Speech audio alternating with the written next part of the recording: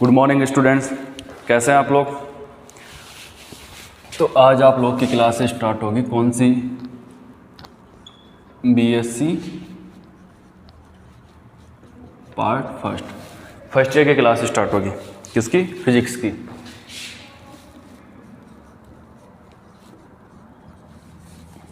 Physics. तो first year में जैसे कि 3 पेपर चलते हैं हमारे, फर्स्ट, सेकंड, थर्ड। फर्स्ट चलता है क्लासिकल मैकेनिक्स, दूसरा चलता है हमारे पास इलेक्ट्रोमैग्नेटिज्म, और जो तीसरा चलता है, तीसरा टॉपिक कौन सा है हमारा? ऑप्टिक्स। कौन सा है? ऑप्टिक्स। ये 3 पेपर चलते हैं हमारे, फर्स्ट क्लासिकल मैकेनिक्स, दूसरा इलेक्ट्रोमैग्नेटिज्म और तीसरा है ऑप्टिक्स। तो आज हम पढ़ेंगे जो ये थर्ड पेपर है हमारा ऑप्टिक्स, इसके बारे में पढ़ेंगे।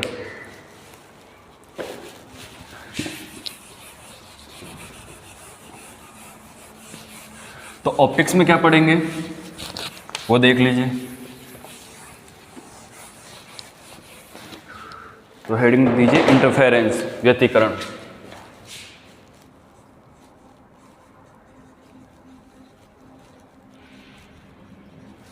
या फिर हिंदी में लिख लीजिए आप, व्यतिकरण हिंदी में लिख लीजिए।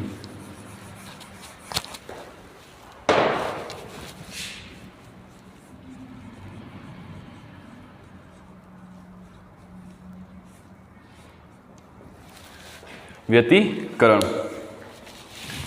अब आगे पढ़े हैं, इससे पहले हम जान लेते हैं पहले जनरली बेसिक इसके बारे में। व्यतिकरण होता क्या है? व्यतिकरण सबसे पहले तो वेव्स में पाया जाता है, यानी कि प्रकाश तरंगों में।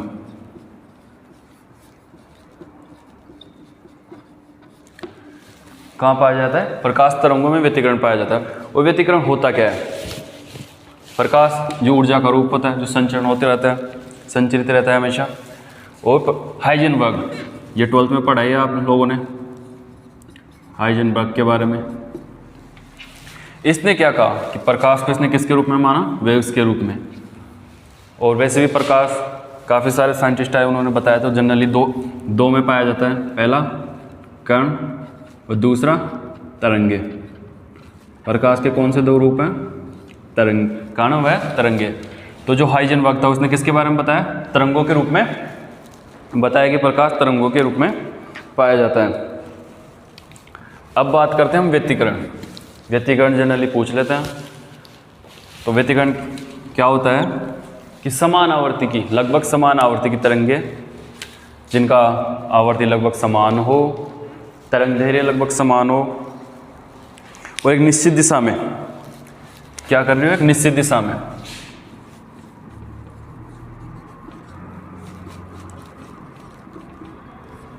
निश्चित दिशा में क्या हो? गतिमान हो, जिनकी आवर्ती कैसी हो? लगभग समान, अप्रोक्सीमेट, लगभग समान इंटेंसिटी आवर्ती,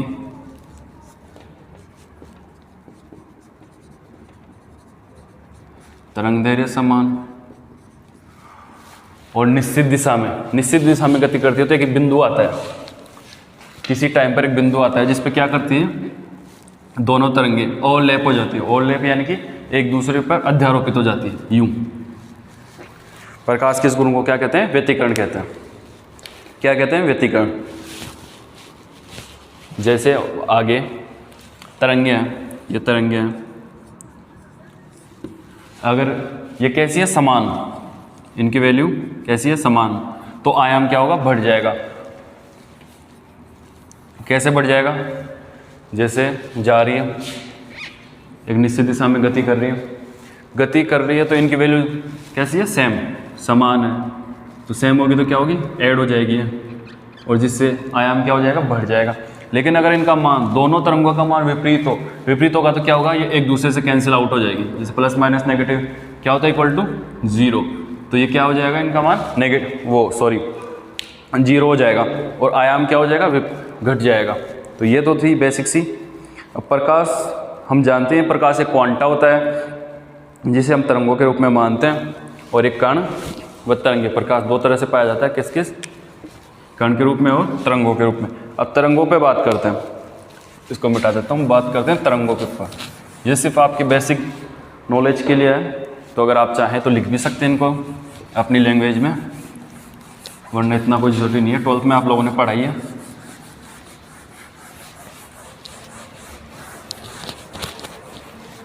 अब बात करते हैं तरंगों की। तरंगे ये दो प्रकार की होती हैं, अनुप्रस्थ तरंगे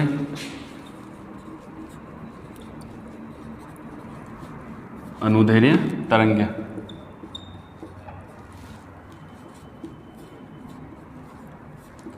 बात करते हैं हम पहले वाली तरंगे, अनुप्रस्थ तरंगे। जब ये तरंग निकलती हैं या फिर इन तरंग में जो कण होते हैं वो कंपन करते हैं, अगर वो कंपन तरंग के लंबवत हो, तरंग के क्या हो? लंबवत, जैसे ये तरंग है और इसके लंबवत ये कंपन हो इसके, तो ऐसी तरंगे क्या कहलाती है? अनुप्रस्थ तरंगे। और अगर कंपन तरंग की दिशा में ही हो, यूं ये तरंग और इसी दिशा में हो, तो फिर कौन सी तरंगे कहलाती है? अनुप्रस्थ तरंगे। जैसे एक डायग्राम बना लेते हैं यहाँ पे, मान लिया ये कोई वेव है, क्या है ये? वेव है। इस कौन सी दिशा में जा रही है? इस दिशा में।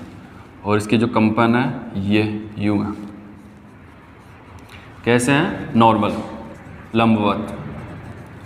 तो ऐसी तरंगे कौन सी तरंगे कहलाती हैं? ये वेव है, इस दिशा में जा रही है और इसके कंपन लंबवत दिशा में, ये यूं लंबवत दिशा में हो, कंपन हो रहे हैं इसके कणों के, तो क्या हो गई? कौन सी वाली तरंग हो गई? ये अनुप्रस्थ तरंग। और दूसरी बात लेते हैं हम, ये वाली तरंग है, ये वेव हमारी, तो इसके कंपन जैसा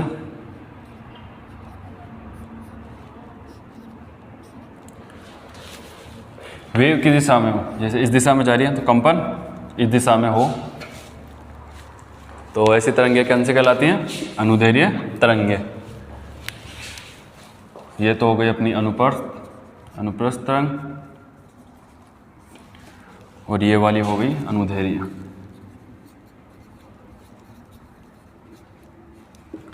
जनरली याद रखने के लिए अनुप्रस्थ तरंगे जिनमें कंपन वेव के कैसे हो? लंबवत हो। अनुदैर्घ्य के लिए जिसमें कंपन वेव के दिशा में हो। तो ये हो गई हमारी क्या? तरंगे। अब बात करते हैं हम तरंगदैर्घ्य की। किसकी? तरंगदैर्घ्य लैम्डा। ये जो अपनी 12th क्लास है उसमें पढ़ाई है आप लोगों ने कि तरंगदैर्घ्य क्या होती है? दो उच्चिष्ट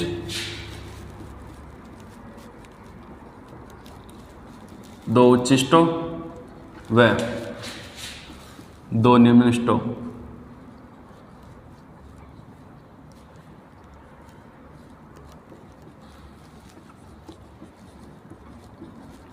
के बीच की दूरी।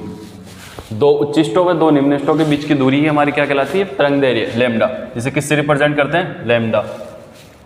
तो दो उच्चिष्टों व दो जो क्या बोलते हैं? निम्निष्टों के मध्य की जो लेंथ है या फिर दूरी है लैम्डा, उसे क्या बोलते हैं हम? तरंगदैर्घ्य। अब इसके बारे में हम बात करते हैं तरंग संचरण नियतांक। तरंग संचरण नियतांक। तरंग संचरण नियतांक, और ये क्या होता है? के। किससे रिप्रेजेंट करते हैं इसको? के। तरंग संचरण नियतांक क्या होता है? तरंग संचरण नियतांक क्या होता है? देखिए, तरंग किस गति में कर रही है, कैसी है, क्या है। तरंग संचरण नियतांक क्या होता है? तरंग के संचरण को बताता है। क्या बताया? तरंग संचरण को बताता है। इसको तरंग संचरण को बताता है। तो ये हो गया अपना तरंग संचरण नियतांक के, जिसका मान क्या होता है? 2 पाई लैम्डा। क्या होता है? 2 पाई लैम्डा। तरंग संचरण नियतांक क्या होता है? जो तरंगे होती है उनके संचरण को बताता है। किसको बताता है? जो तरंगे होती है हमारे पास उनके संचरण को बताता है कि किस दिशा में जा रही है, क्या क्या है क्या नहीं है। अगर आप लिखना चाहो तो लिख सकते हैं नॉर्मली, रफ बेसिक सी चीज़ें आपकी मैं लिख देता हूँ, मैं बेसिक थोड़ा सा बेसिक है ये आपके लिए। अभी चैप्टर स्टार्ट नहीं हुआ हमारा, जो इंटरफेरेंस है वो भी स्टार्ट नहीं किया। ये सिर्फ आपकी बेसिक नॉलेज के लिए है कि आगे हम करेंगे तो आपको पता रहे कि कौन सी चीज़ क्या है, किससे क्या होता है।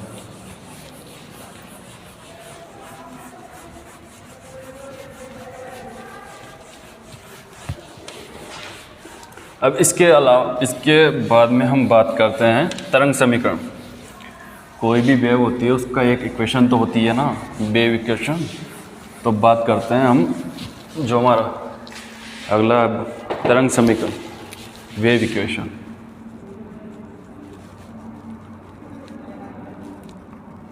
वेव इक्वेशन क्या होती है? किसी भी वेव की इक्वेशन होती है y बराबर a साइन ओमेगा t। ये वैसे लिख दिया है मैंने इक्वेशन 1, ठीक है, अब ना भी लिखे तो चलेगा। ये किसी भी तरंग का क्या होता है? एक समीकरण होता है। क्या होता है? समीकरण होता है। इसमें a क्या बताता है? आयाम को बताता है, तरंग के आयाम को बताता है, और ये फेज डिफरेंस को बताता है, कला कोण को बताता है। इतना आ गया। और ओमेगा, जो इसमें ओमेगा होती है ना, ये वाला, ये होता है हमारा कोणीय, ये होती है कोणीय आवर्ती, कोणीय आवर्ती। ए आयाम को बताता है, ओमेगा कोणीय आवर्ती को बताता है। अब तरंग संचरण की दिशा कैसी क्या होती है इसकी, वो भी देख लीजिए। दिशा क्या होती है? e की power eta omega T minus के एक्स।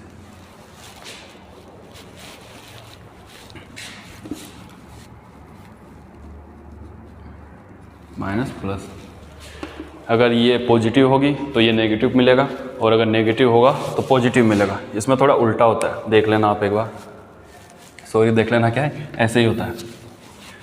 अब इतना हो गया। ये थी हमारी बेसिक्स इन्फॉर्मेशन जो हमने चैप्टर स्टार्ट करने से पहले जानी है थोड़ी। अब इसके बाद में हम अपना चैप्टर स्टार्ट करते हैं,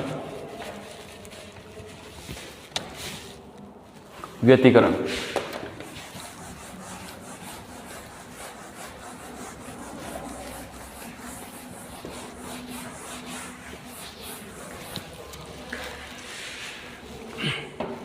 व्यतिकरण में सबसे पहले क्या पूछता है? सबसे पहले तो इसकी डेफिनेशन ही पूछ लेता है। जैसे आपसे एग्जाम में पूछ सकता है कि व्यतिकरण क्या होता है, परिभाषित कीजिए। तो सबसे पहले तो इसकी डेफिनेशन ही देख लेते हैं हम लोग। लिखिए, जब दो या दो से अधिक तरंगे, व्यतिकरण के लिए हमेशा तरंग कम से कम हमारे पास दो तरंगे तो होनी ही चाहिए। ये मस्ट कंडीशन है, कम से कम दो तरंगे तो होनी चाहिए। ज़्यादा भी हो सकती है वो अलग बात है, लेकिन दो तो होनी चाहिए। एक तरंग से एक सिंगल, यानी कि सिंगल वेव से कुछ नहीं होगा।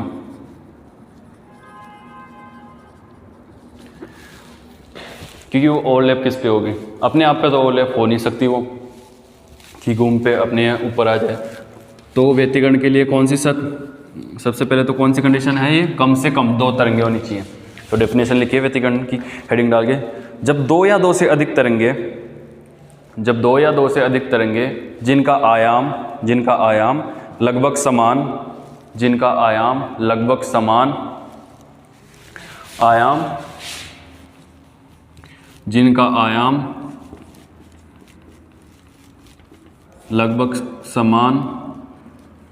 एवं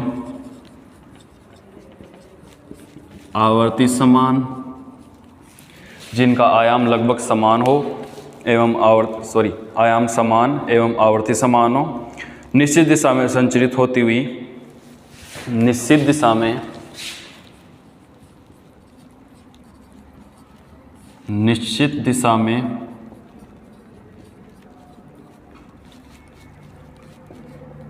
संचरित होती हुई अध्यारोपित होती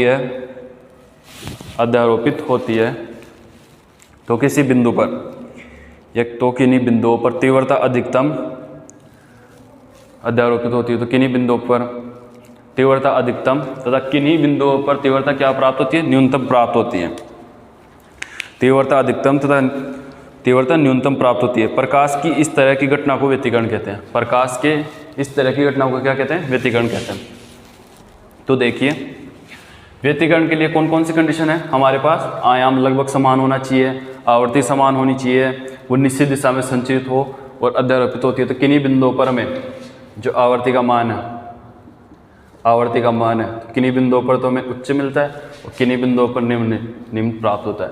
तो प्रकाश के इस गुण को जो ये पूरी वो प्रोसेस हुई है ना, इसी प्रोसेस को क्या कहते हैं, व्यतिकरण कहते हैं। तो ये तो हो गई आपकी डेफिनेशन। तो अगर आपसे डेफिनेशन पूछता है तो ये बातें लिखनी है आपको, और डेफिनेशन पूछता ही है। अगर व्यतिकरण के बारे में बात करता है तो फर्स्ट ऑफ इसकी ये जो डेफिनेशन है वही पूछता है। अब इसके आगे जो चलता है इसका गणितीय विश्लेषण। व्यतिकरण में सबसे इंपॉर्टेंट है ये गणितीय विश्लेषण।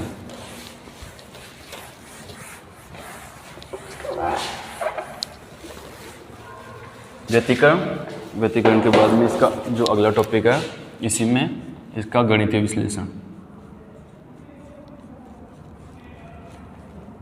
गणितीय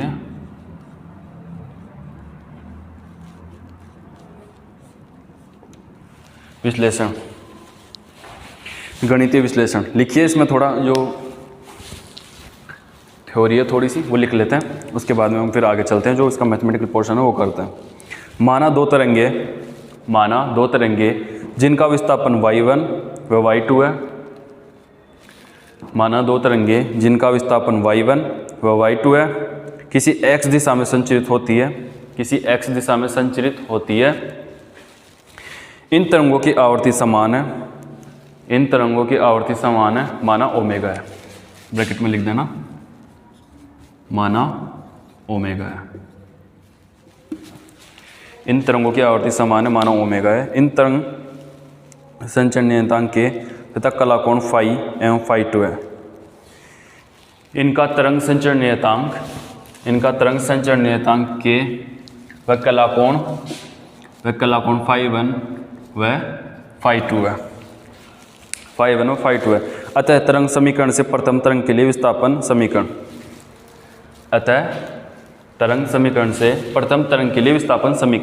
अब देखिए प्रथम तरंग के लिए विस्थापन समीकरण लिखिए।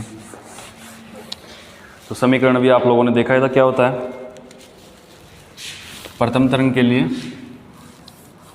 लिखिए, प्रथम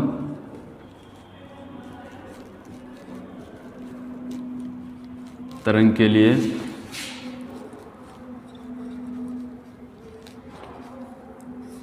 विस्थापन समीकरण लिखिए। y1 बराबर a1 sine omega T minus k1 plus phi 1 ओमेगा टी kx1 phi 1 kx1 plus phi 1। इसको दे दीजिए क्वेश्चन नंबर 1। अब लिखिए द्वितीय तरंग के लिए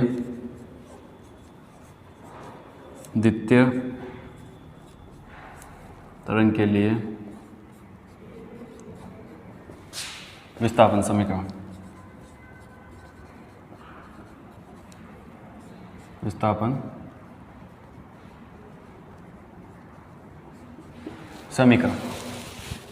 अब द्वितीय तरंग के लिए विस्थापन समीकरण लिखिए, कौन सा होगा। y2 बराबर a2 sine omega T minus kx2 plus phi 2। समीकरण नंबर दे दीजिए 2।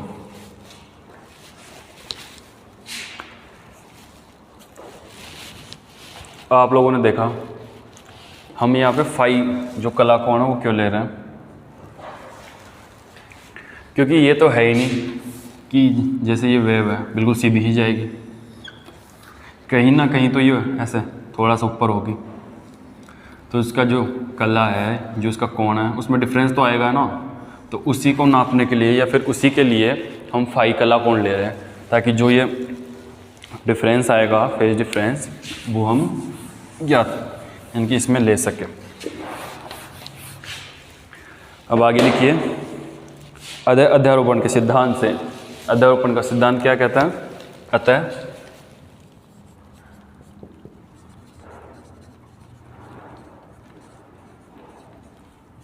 अध्यारोपण के सिद्धांत से, अध्यारोपण का सिद्धांत क्या कहता है? इन दोनों तरंगों को जोड़ दो। अब जोड़ेंगे तो क्या होगा, हमारे पास क्या मिलेगा हमें? y इक्वल टू, देखिए a1 sine omega T minus के x one plus phi one plus a2 sine omega T K X two plus phi two. ये हो गया इक्वेशन नंबर हो गई 3। अब देखिए इसमें कुछ बन रहा है,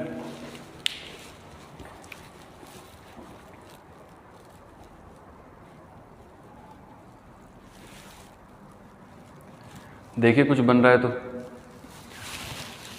इसमें देखिए साइन ए माइनस साइन बी, ओ सॉरी साइन ए माइनस बी, और इसमें भी साइन ए माइनस बी।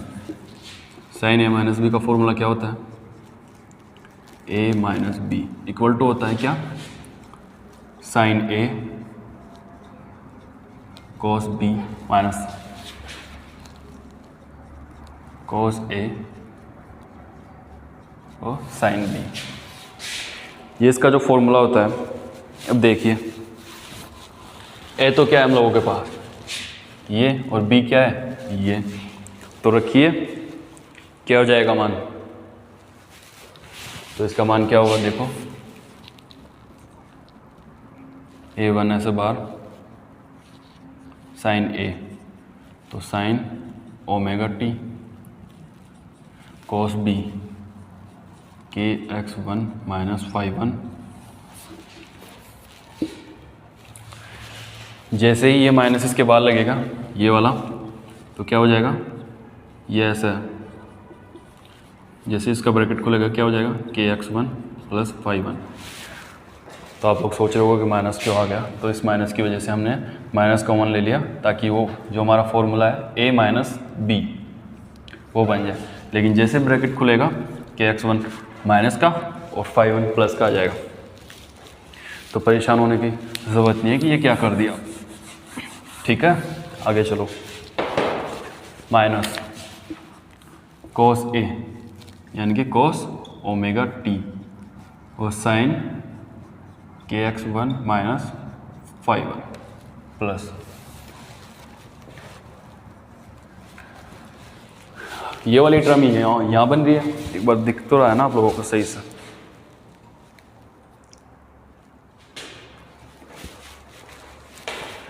जो यहाँ नहीं दिख रहा है ना, वो कुछ भी नहीं है। यहाँ सिर्फ मैंने ये किया है अध्यारोपण के सिद्धांत से y1 प्लस y2। अगर यहाँ नहीं दिखे तो ये वाला लिख लेना। और इस साइड जो ये है ये कुछ नहीं है, ओनली इक्वेशन नंबर है, इक्वेशन नंबर 3। अब से थोड़ा नहीं लिखेंगे इस साइड। अब इस वाले जो ये वाली टर्म है, इसमें भी साइन a माइनस बी का फॉर्मूला लगा दो, a2। तो क्या हो गया? Sine omega T cos K X two minus phi two minus cos omega T sine के X two minus phi two. ये हो गया, ये हो गया। इसको खोल दिया। अब देखो कुछ कॉमन आ रहा है इन लोगों में, कॉमन आ रहा है क्या?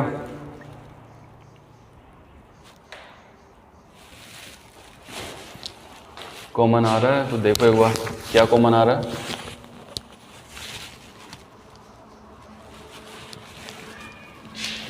ये वाली टर्म देखो और एक बार ये वाली टर्म देखो, साइन ओमेगा टी और साइन ओमेगा टी। ये कॉमन ले लेते हैं यहाँ से। तो जैसे ही ये कॉमन लेंगे, ये यहाँ से sign omega T sign omega T. तो एक बार लेते हैं कॉमन, यहाँ से क्या बनता है? Sign omega T. तो ये A1 इसके साथ है, A1 cos kx1 minus phi1। पहले इस टर्म की बात करते हैं हम। ये पॉजिटिव में, इसमें वजह से साइन कॉमन आ जाएगा, तो ये A2 इसके साथ भी मल्टीप्लाई है, तो A2 cos kx2 minus phi2। ठीक है, ये वाली टर्म तो हो गई कंप्लीट। ये माइनस, तो बाहर क्या आ जाएगा, ये माइनस।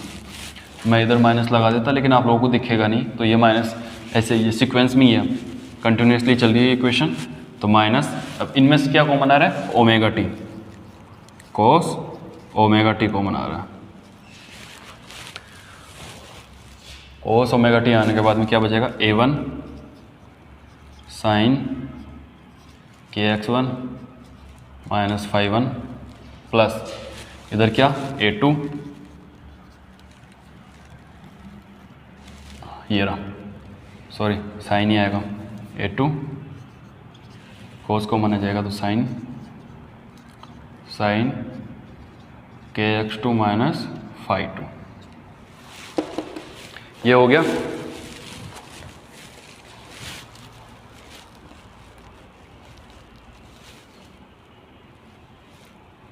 सही आ रहा ना, देखो एक बार।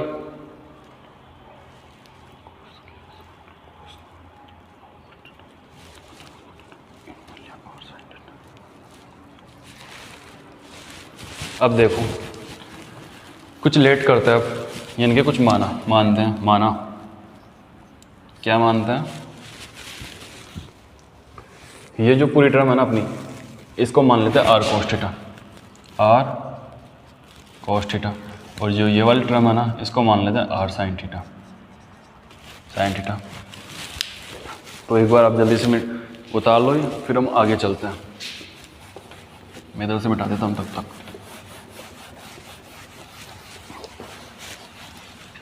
ये जो है अपना टॉपिक है, ये भी हटा देता हूँ। आप लोगों ने लिखी तो लिया होगा, और अगर नहीं लिखा तो वीडियो को पॉज करें और फिर लिख लें।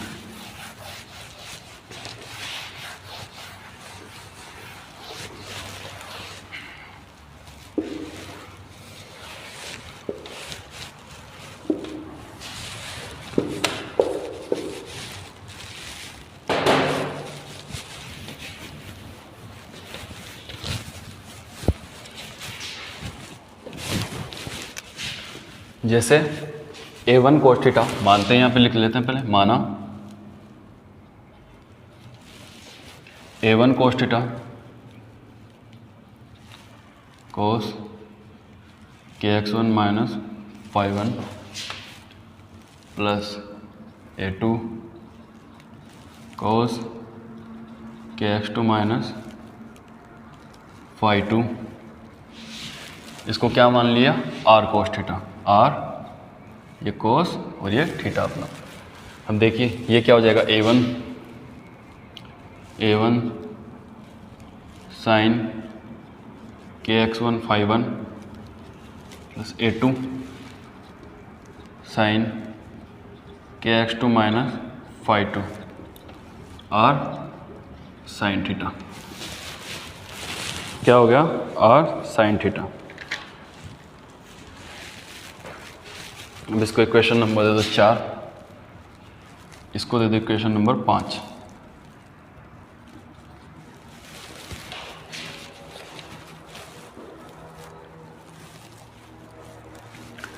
अब जब इसका मान हम यहाँ रखेंगे, कहाँ पे,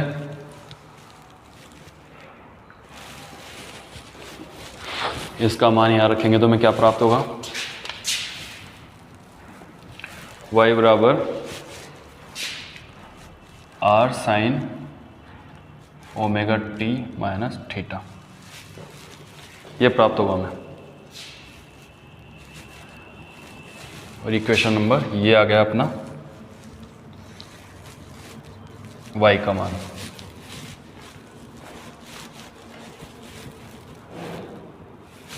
ये जो R cos theta R sine theta यहाँ लिखेंगे, तो उसके बाद में हमें ये प्राप्त हो जाएगा, क्या वाला, ये समझ में आया। ठीक है, एक बार ये उतारो फटाफट, यहाँ समझाता हूँ अलग से, सॉरी। ये तो फिर अलग ही हो जाएगा। क्या था यहाँ पे, a1 sine kx1 minus phi1।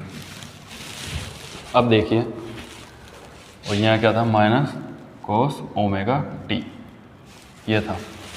Sign ऐसे कैसे रखिए, साइन ये अपना ओमेगा t, और इसकी जगह क्या रखा हमने, r cos थीटा। तो ये r बाहर ले लेते हैं और ये हो गया cos थीटा। ये फिर हो गया क्या, माइनस cos ओमेगा t, और इसकी जगह क्या रख दिया हम लोगों ने, इस r को बाहर ले लेते हैं, r ये साइन थीटा। पूरे में से क्या टर्म कॉमन आ रही है, r जैसे ही कॉमन लेंगे तो क्या बचेगा, sine omega t cos theta minus cos omega t और ये sine theta. Sign omega T cos theta, कोस ओमेगा टी साइन थीटा। देखिए कुछ बन रहा है, साइन ए कोस बी, कोस ए साइन बी। किसका फॉर्मूला हो गया ये हो गया आर साइन ए कितना है, ओमेगा टी, और बी कितना है, थीटा। कैसे लिख सकते हैं इसको हम, R sine omega T minus theta, ये R sine omega T minus theta. तो अब समझ में आ गया ये मैंने कैसे लिख दिया। अगर आप चाहें तो जो ये वाला है ये रफ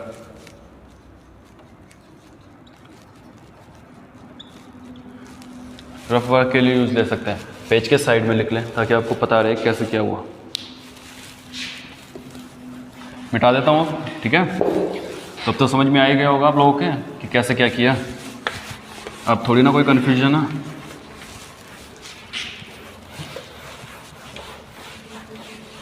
अगर अब भी कोई कन्फ्यूजन है तो फिर आपके पास एक हथियार है। कौन सा वाला हथियार, कमेंट वाला। आप कमेंट कर सकते हैं, इससे ये चीज़ समझ में नहीं आई फिर वही चीज़ हम आपको दोबारा समझाएंगे। अगला जो लेक्चर आएगा ना उसमें पढ़ा दूंगा या फिर समझा दूंगा। वैसे तो मैंने अच्छे से समझाया आप लोगों को, दिक्कत तो आएगी नहीं या फिर कोई प्रॉब्लम तो आएगी नहीं आप लोगों को। और अगर फिर भी कोई प्रॉब्लम आए तो फिर मैं यहाँ हूँ, आप आराम से कमेंट कीजिए सर ये समझ में नहीं आया। अब लिखिए यहाँ पे आर तो क्या है अपना, आर, जहाँ आर इक्वल टू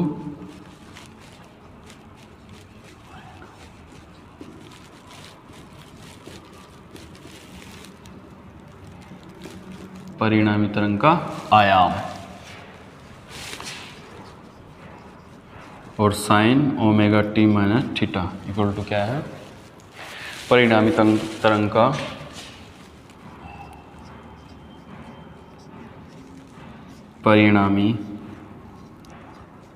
का कला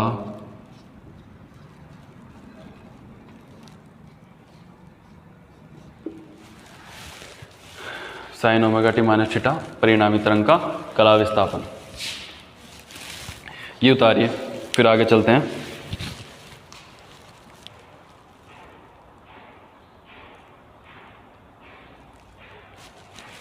उतार लिए। तो ये टॉपिक आपका यहीं खत्म होता है। कौन सा वाला, इसका गणितीय विश्लेषण। अब जो हमारे पास ये आ रहा है इसका क्या करना है, हमें मान ज्ञात करना है। तो जो इसी में है व्यतिकरण में, अगला टॉपिक हमारा परिणामी तरंग का आयाम।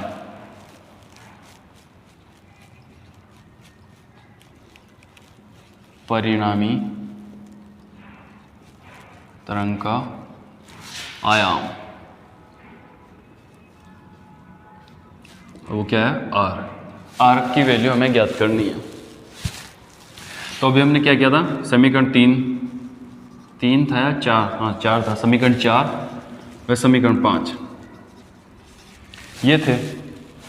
तो क्या माना था, एक में तो हमने माना था आर साइन थीटा और एक में माना था आर कोस थीटा।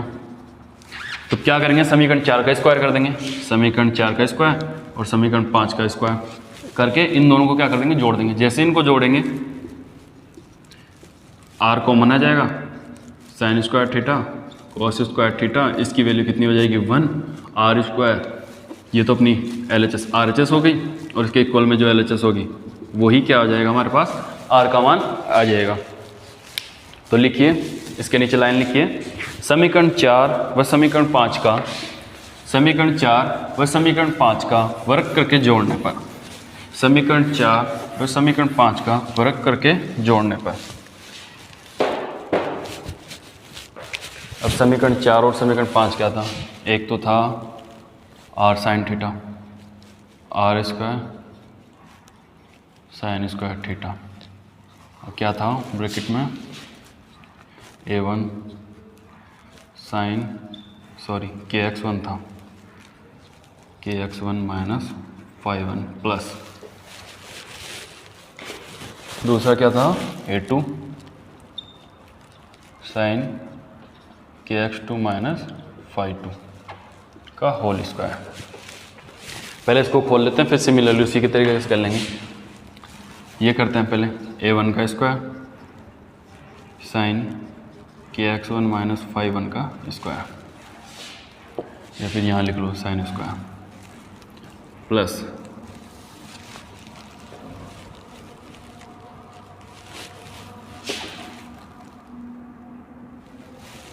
ये क्या है अपना A2 square sine square KX2 minus phi2 plus 2 A1 A2 sine KX1 minus phi1 और साइन KX2 माइनस phi2, ये हो गया हमारे पास। अब देखिए, ये तो थी हमारी फर्स्ट वाली तरफ समीकरण 4 से, समीकरण 4 से। अब जो सेकंड वाली टर्म है वो क्या थी, कोस की टर्म थी, वो भी सेम एज इट इज थी, तो सिमिलरली लिख दो, डायरेक्ट लिख दो A1 का square cos square KX1 minus phi1 plus A2 square cos square आएगा, cos square KX2 minus phi2 plus 2 A1 A2 cos KX1 minus phi1 cos KX2 minus phi2। अब देखो कुछ कॉमन आ रहा है, जैसे ही A1 कॉमन आएगा, A1 का स्क्वायर, ये इन दोनों का मान कितना हो जाएगा, sine square KX1 minus phi1 cos square KX minus phi1 कितना हो जाएगी, इन दोनों की वैल्यू जैसे ही ऐड करेंगे इनकी वैल्यू कितनी हो जाएगी, इनकी वैल्यू हो जाएगी 1। अब जैसे ही इन दोनों में से ये क्या कर रहे हैं, हम इन दोनों का ऐड कर रहे हैं, एडिशन कर रहे हैं इन लोगों का। A square A1 square common ले लिया, तो अब इसमें से A2 स्क्वायर कॉमन ले लो, जैसे ही A2 स्क्वायर कॉमन लेंगे sign square KX2 minus phi2 कोस स्क्वायर KX2 माइनस phi2 कितना हो जाएगी, इसकी वैल्यू 1 हो जाएगी। इन दोनों की वैल्यू कितनी हो जाएगी, अब इन दोनों में देखिए, इन दोनों में कुछ हो रहा है,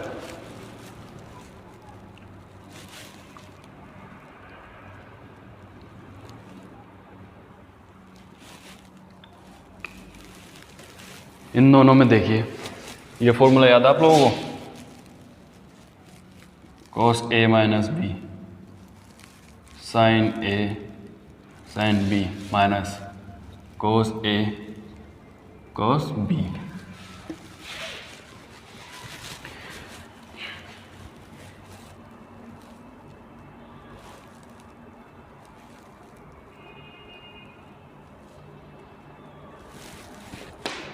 क्योंकि जो हमारी टर्म थी ये वाली नेगेटिव में थी, और जैसे ये नेगेटिव हो जाएगी तो देखिए 2A1 कॉमन ले लेते हैं, 2A1 A2 क्या कर लिए, कॉमन ले लिए,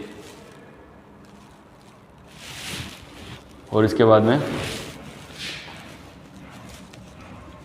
कॉस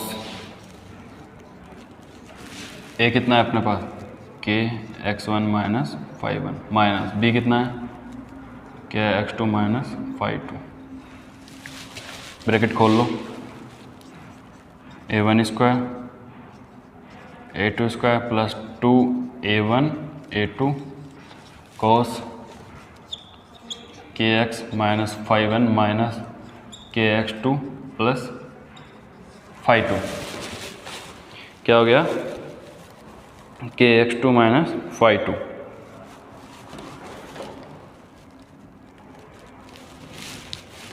अब देखो कुछ कॉमन आ रहा है,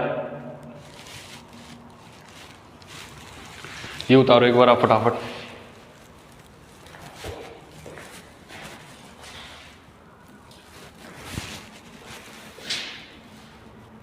ये उतार लो या फिर वीडियो पोस्ट कर लेना आप, फिर उतार लेना। एक टर्म छोड़ दूंगा मैं ताकि लिखने में आसानी होगी अपनों को।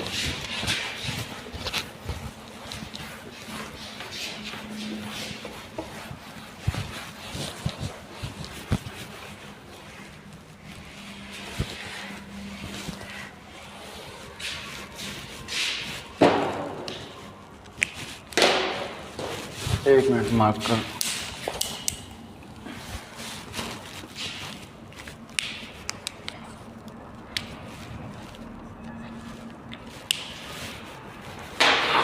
तो देखिए इसमें कुछ कॉमन आ रहा है,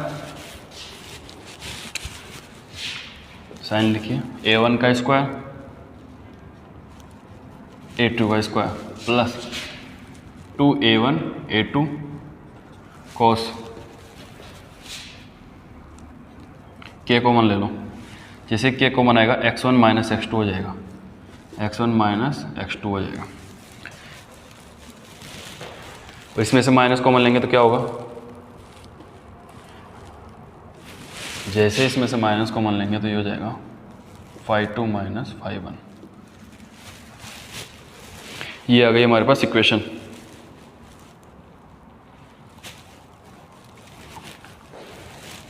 अब इसमें कुछ अलग से ऐड करें या फिर कुछ लेट करते हैं अपन। क्या लेट करेंगे, माना लिखिए, माना delta x equal to x1 minus x2। क्या मान लिया हमने, delta x, sorry delta x नहीं, ओनली डेल, और जो वो है फाई 2 माइनस फाई 1, ये तो हो गया पथांतर,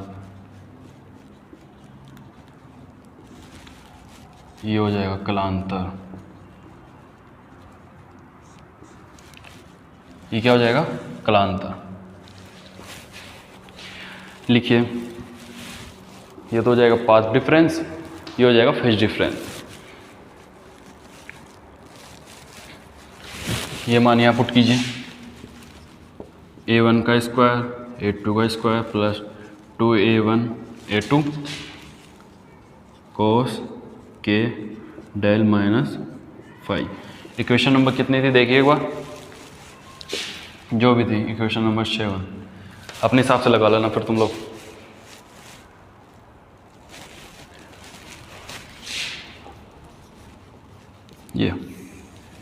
ये आर का मान आ गया हमारे पास, आयाम मिल गया। तो लिखिए एक लाइन, समीकरण 7 परिणामी तरंग के आयाम को व्यक्त करता है। समीकरण 7 परिणामी तरंग के आयाम को व्यक्त करता है। क्या व्यक्त करता है, ये परिणामी तरंग, जो हमारी तरंग थी उसके आयाम को व्यक्त करता है।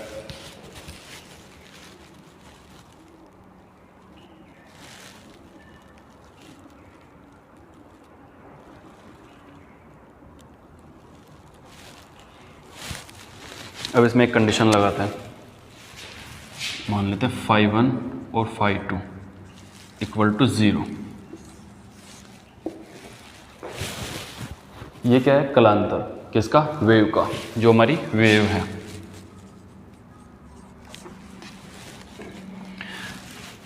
तो ये क्या है, जैसे ये वेव गति कर रही है तो इसके जो फेज है, फेज डिफरेंस को बता रही है अपनी, फाई क्या बता रही है, फेज डिफरेंस को।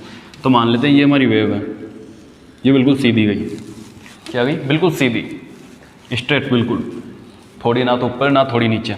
ये मान लेते हैं, ऐसा होता नहीं है लेकिन फिर भी हम अज्यूम कर लेते हैं। अज्यूम करते हैं ये फाई का मान 0 करने के लिए, तो मान लेते हैं ये बिल्कुल सीधी गई, बिल्कुल सीधी, ना तो थोड़ी सी नीचे ना थोड़ी सी ऊपर, बिल्कुल सीधी। तो जैसे ही सीधी जाएगी तो इसका एंगल होगा, जैसे पहले तो क्या था कि ऐसे ऊपर नीचे हो गई, इधर हो गई, तो जो इसका एंगल था वो क्या हो रहा था, थोड़ा डिफरेंट हो रहा था, यानी कि चेंज हो रहा था। लेकिन अब क्या होगा, इसका एंगल यहाँ से स्टार्ट हुआ 0 से और 0 ही रहेगा, क्योंकि ये बिल्कुल स्ट्रेट है। तो इसी वजह से क्या किया हम लोगों ने, φ1 = φ2 क्या मान लिया, 0, यानी कि ये बिल्कुल सीधी है, एक ही सीधी लाइन है, स्ट्रेट बिल्कुल सीधी। तो सीधी है तो इनका एंगल कितना हो गया, 0, और जैसे ही 0 हो जाएगा तो ये इसका पूरी वैल्यू कितनी हो जाएगी, 0। तो मैं डायरेक्ट लिखूंगा φ1 φ2 = 0, तो आप कन्फ्यूज ना हो। φ1 = φ2 कितना हो गया, 0। जैसे ही ये 0 हो जाएगा इसका मान पुट कीजिए, r बराबर a1 का स्क्वायर प्लस a2 का square 2a1 a2 cos k del. ये कौन सी इक्वेशन हो जाएगी हमारी, इक्वेशन नंबर 8, इक्वेशन नंबर 8। ये आपका आयाम कंप्लीट हो गया।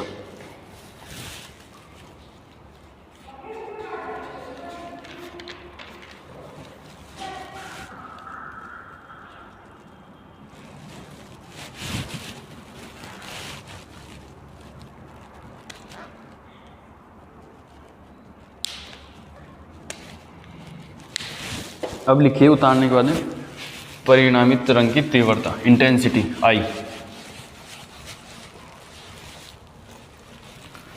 परिणामी तरंग की तीव्रता इंटेंसिटी I।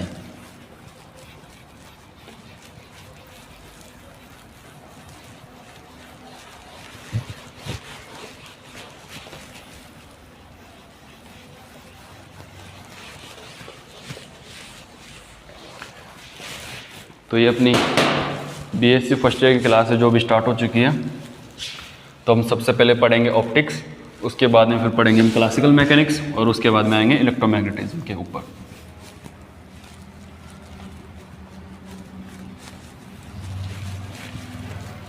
तो आपकी रोज़ क्लास लगेगी, तो अब रोज़ वीडियो देखें आराम से और अपनी पढ़ाई करें।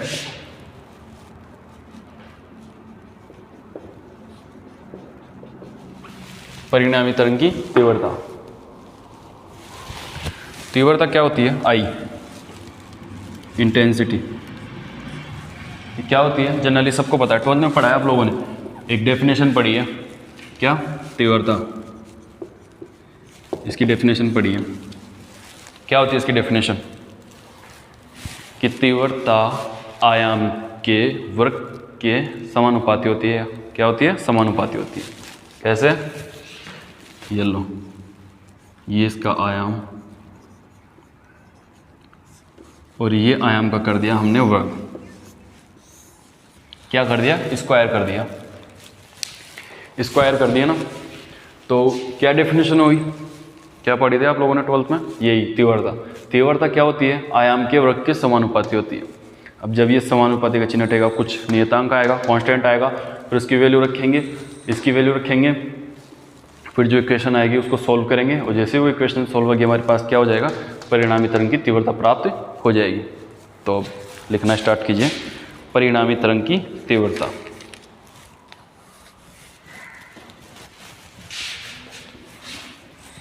ये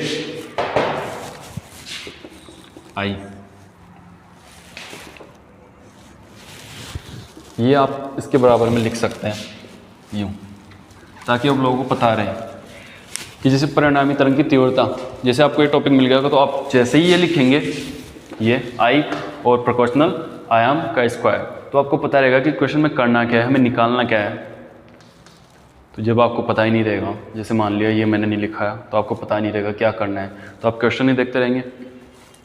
लेकिन अगर आप पूरी प्रोसेस याद नहीं करते हैं, और इतना भी आप लोगों को याद रहता है, तो आपको पता होता है कि आयाम क्या होता है, a1 square plus a2 square plus 2a1 cos k del, a1 square a2 square plus 2a1 a2 cos k del, ये आयाम होता है। तो हम इसका कर देंगे स्क्वायर, इसका प्रोपोर्शनल हटाएंगे तो कुछ आ जाएगा हमारे पास कांस्टेंट के। इसको इक्वेशन को सोल्व कर लेना आप। जैसे इक्वेशन सोल्व करोगे तो आपके पास क्या आ जाएगा, तीव्रता आ जाएगी।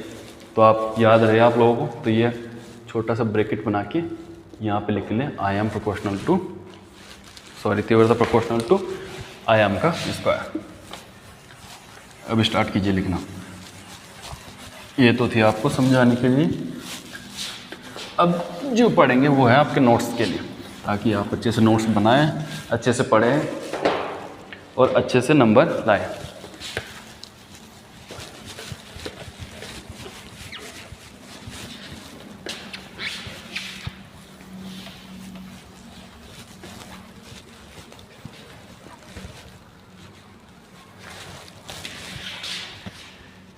अब आयाम कितना था अपनी, अभी निकाला था ना आर, तो डायरेक्ट लिखूंगा मैं तीव्रता माना आई प्रोपोर्शनल टू आर का स्क्वायर। जैसे प्रोपोर्शनल हटेगा नियतांक आ जाएगा के स्क्वायर। बार की वैल्यू रखो आप फटाफट। आर की वैल्यू कितनी थी अपने पास, अभी लिखी थी ना उधर मैंने, के A1 का स्क्वायर A2 का स्क्वायर, नहीं के को इससे मल्टीप्लाई कर दो, के to K1 K2 cos k del का स्क्वायर।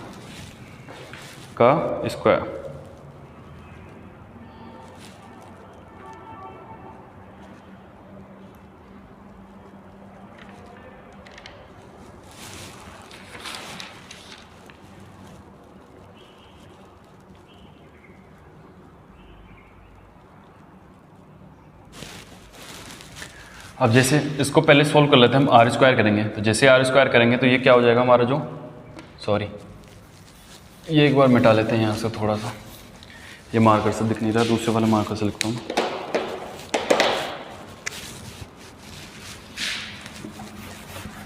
ये भी सही चल रहा है, हाँ ये ठीक है। तो लिखिए के A1 स्क्वायर के A2 स्क्वायर प्लस 2 के root A1 root A2 cos k del.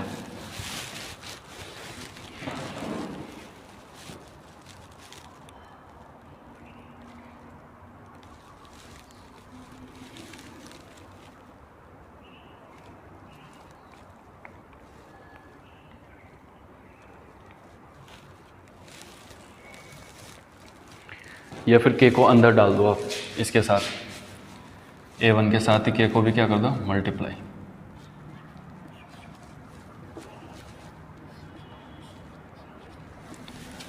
अब ये करेंगे तो देखो I1 I2 plus 2 root I1 root I2 cos k del.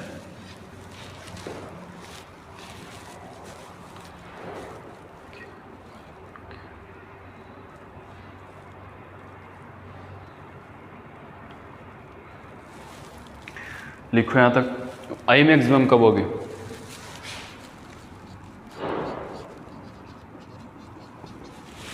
I maximum कब होगी हमारे पास,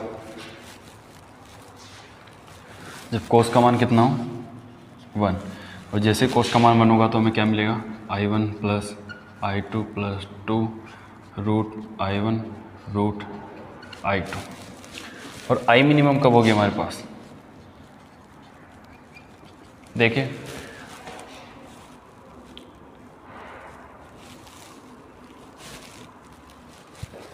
जब इसका मान 1 हो जाएगा तो ये देखिए कुछ फॉर्मूला बन रहा है। तो ये कौन सा वाला फॉर्मूला हो जाएगा हमारे पास, I1 प्लस I2 का स्क्वायर रूट पे लगा दो साथ में, और जब इसका मान कितना हो नेगेटिव तो क्या प्राप्त होगा हमें I1 plus I2 minus 2 root I1 root I2। तो क्या मिलेगा हमें root I1 minus root I2। तो तीव्रता ज़्यादा कब, अधिकतम कब होगी, जब ये, इसका मान कितना, पॉजिटिव। पॉजिटिव होने का मतलब क्या है, जो फ्रिंजें बनेगी वो कैसे बनेगी, चमकदार, चमकती हुई बनेगी। और इसमें कैसी रहेगी, नॉर्मल, मिनिमम। तो आपकी ये जो परिणामी तरंग की तीव्रता है यहाँ कंप्लीट हो गई। अब ये उतार लेना आप लोग।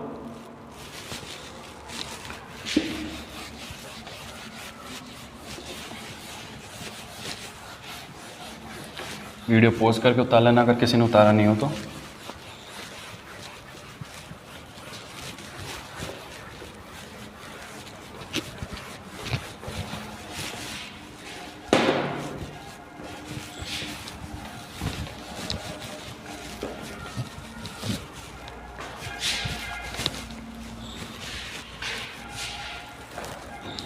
तो ये आपकी बीएससी फर्स्ट ईयर की क्लास थी जो ख़त्म हो गई है आज। सॉरी, ये फर्स्ट वाला जो फर्स्ट क्लास आपकी ख़त्म हो चुकी है। आपकी रेगुलर क्लासेस चली गई फर्स्ट ईयर की। तो आप क्लास लें। अगर किसी भी टॉपिक में किसी भी प्रकार की कोई प्रॉब्लम हो तो कमेंट करें, मैं आपकी प्रॉब्लम सॉल्व कर दूँगा। ठीक है, थैंक यू।